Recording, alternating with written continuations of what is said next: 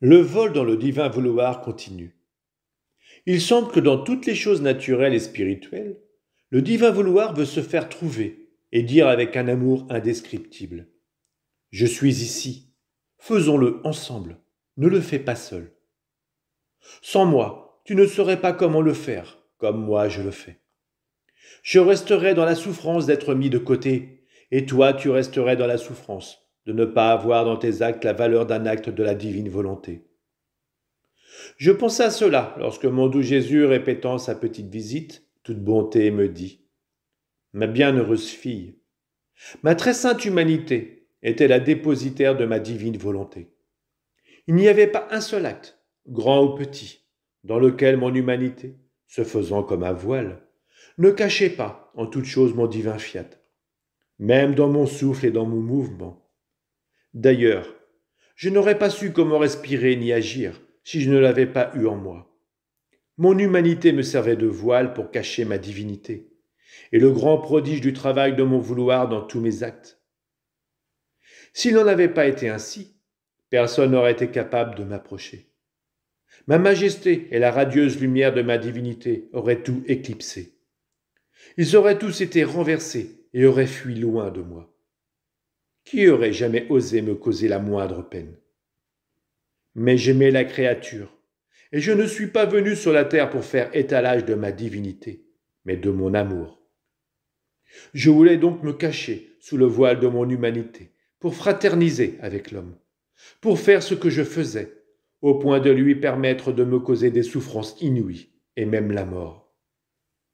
À présent, la créature qui s'unit à mon humanité dans tous ses actes et toutes ses souffrances, désirant trouver ma volonté pour la faire sienne, brise le voile de mon humanité et trouve dans mes actes le fruit, la vie et les prodiges que j'ai accomplis en moi. Et elle reçoit comme sa vie ce que j'ai fait en moi. Et mon humanité lui servira de soutien et de guide. Elle sera comme un maître pour la façon de vivre dans ma volonté, de telle sorte que je m'aurai moi-même sur la terre, qui continuera à agir sous un voile pour cacher ce que ma volonté veut faire. Au contraire, celles qui me cherchent sans mon vouloir ne trouveront que mon voile, et non la vie de mon vouloir qui ne pourra pas produire les prodiges que mon vouloir a opérés sous le couvert de mon humanité. C'est toujours ma volonté qui sait comment cacher dans la créature les plus grands prodiges, les soleils les plus radieux, les merveilles encore inconnues, comme en chacune de mes humanités sur la terre. Mais hélas, je les cherche et ne les trouve pas, parce qu'il n'y a personne qui recherche ma volonté avec fermeté. Mon cher Jésus garda le silence, et je pensais à ce qu'il venait de me dire. Je comprenais que tout ce que Jésus avait fait, dit et souffert, était porteur du divin vouloir. Et reprenant la parole, il ajouta « Ma bonne fille, non seulement mon humanité cachait ma divinité, et ma volonté de façon spéciale, mais toutes les choses créées les cachaient également. Et la créature elle-même est un voile qui cache notre divinité et notre adorable volonté.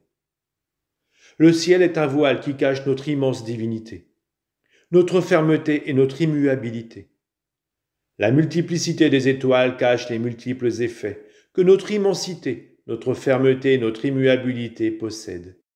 Oh, si l'homme sous la voûte azurée pouvait voir notre divinité dévoilée, sans les voiles de ce bleu qui nous couvre et nous cache. La petitesse de la créature serait écrasée par notre majesté, et elle marcherait en tremblant sous le regard continu d'un Dieu pur, saint, fort et puissant. Mais parce que nous aimons l'homme, nous restons sous un voile en nous prêtant à ce dont l'homme a besoin, mais secrètement.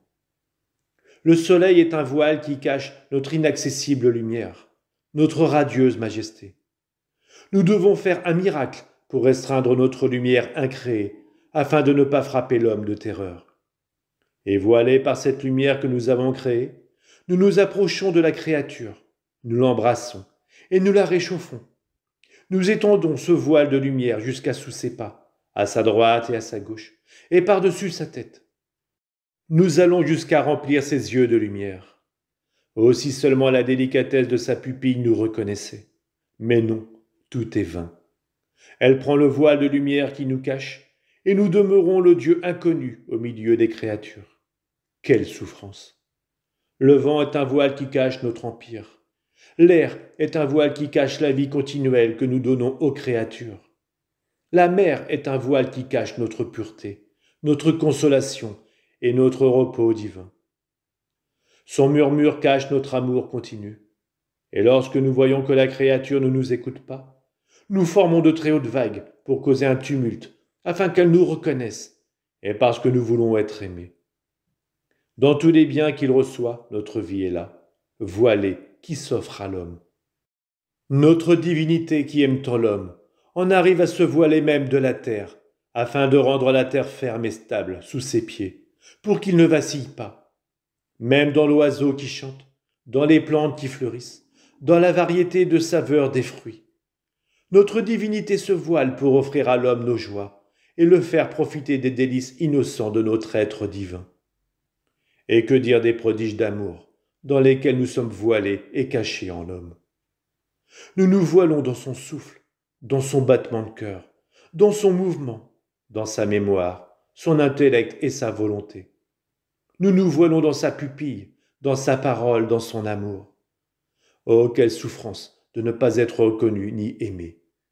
Nous pouvons dire, nous vivons dans l'homme et nous le portons. Nous nous faisons porter par lui. Il n'est rien qu'il puisse faire sans nous.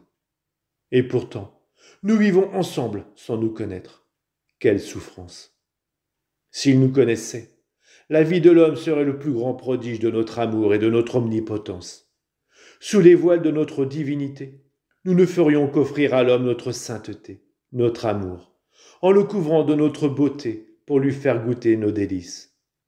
Mais puisqu'il ne nous reconnaît pas, il nous considère comme un Dieu loin de lui. Si nous ne sommes pas reconnus, nous ne pouvons pas donner. Ce serait comme donner nos biens à un aveugle, et l'homme est contraint de vivre sous le cauchemar de ses misères et de ses passions. Pauvre homme, qui ne nous connaît pas, ni dans les voiles qui nous cachent en lui, ni dans les voiles de toutes les choses créées. Il ne fait que s'éloigner de notre vie et du dessein pour lequel il a été créé. Et souvent incapable de supporter son ingratitude, les biens que contiennent nos voiles se changent pour lui en châtiment.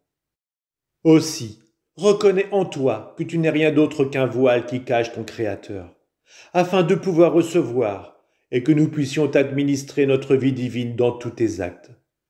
Reconnais notre vie divine dans les voiles de toutes les choses créées, afin qu'elle t'aide à recevoir un si grand bien.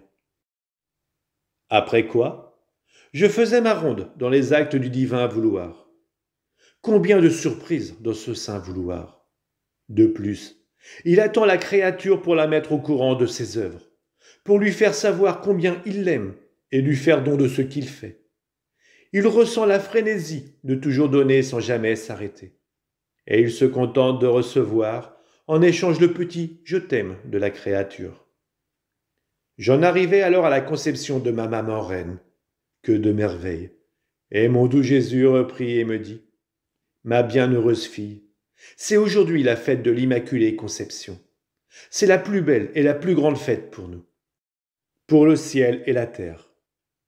Dans l'acte d'appeler à partir de rien cette céleste créature, nous avons accompli des prodiges et des merveilles telles que le ciel et la terre en étaient comblés. Nous avons appelé tout le monde. Personne n'a été mis de côté, afin que chacun puisse renaître avec elle. Ce fut ainsi la renaissance de tous et de toutes choses. Notre être divin débordait tellement que nous avons mis à sa disposition, dans l'acte de sa conception, des mers d'amour, de sainteté et de lumière avec lesquelles nous pouvions aimer toutes les créatures, les rendre toutes saintes et leur donner à toutes la lumière.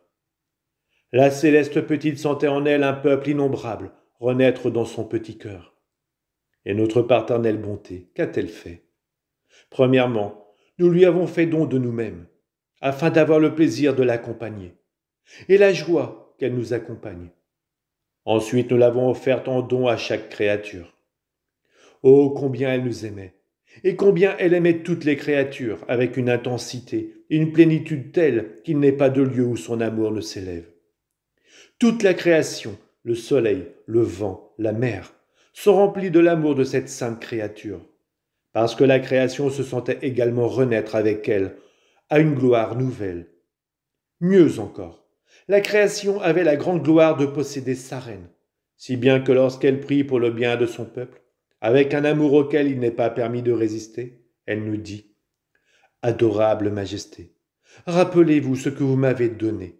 Je suis déjà à vous, et je suis à eux. Par conséquent, de droit, vous devez me le concéder. »